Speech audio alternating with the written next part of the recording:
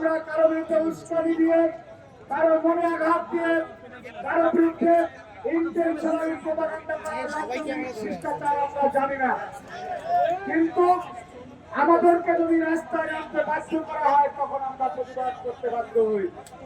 আমরা গতকালকে নির্বাচন কমিশনের কর্তাদের সাথে কথা বলেছি, তারা আমাদেরকে যেভাবে আশ্বস্ত করেছেন আমরা আমাদের আন্দোলন, অধিকার আদায়ের আন্দোলন, আমরা একটি অনৈতিক সিস্টেমের বিরুদ্ধে যে আন্দোলন সেটি অব্যাহত রেখেছি। অনেকে বলে থাকে ছাত্র সংসদের উদাহরণ দিয়ে সেটি কি প্রক্রিয়া হয়েছে, কারা কারা মিলে শুধুমাত্র ছাত্রদলকে ঠেকাতে চেয়েছে। সবকিছু জেনে শুনে বাংলাদেশের একটি ঐতিহাসিক প্রেক্ষাপট পরিবর্তনের জন্য যেই তিনটি নির্বাচনে বাংলাদেশের মানুষ ভোট দিতে পারে নাই, যার কারণে কিন্তু একটা গণঅভ্যুত্থানের প্রেক্ষাপট তৈরি হয়েছে। আমরা চাইনি যে এত রক্ত, এত পরিশ্রম, এত জুলুম, এত নিপীড়ন, এত খুন খুনের পরে যেই বাংলাদেশ পেয়েছি সেই বাংলাদেশ ব্যর্থ হয়ে যায়, এইটা আমরা চাইনি। যার কারণে আমরা ধৈর্য ধারণ করেছি। কিন্তু সেই ধৈর্যকে আপনারা স্পষ্টভাবে দুর্বলতা মনে করতেছেন। এইটা আপনাদের বোঝার ভুল, এইটা আপনাদের জ্ঞানের সীমাবদ্ধতা বলে আমরা মনে করি।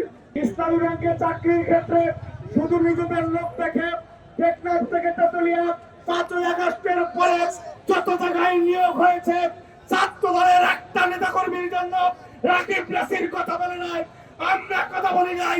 যদি প্রমাণ দেখাতে পারেন হাতে চুরি পরে ঢাকা থেকে চলে যাব।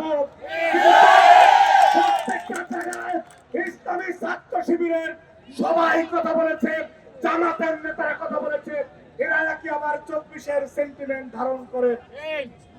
আমরা কিছুদিন আগে শহীদ ওসমান বিন হাদির হত্যার বিচারের দাবিতে স্বরাষ্ট্র উপদেষ্টার কাছে স্মারকলিপি দিতে গিয়েছিলাম আমাদের সভাপতি সাধারণ সম্পাদকের নেতৃত্বে।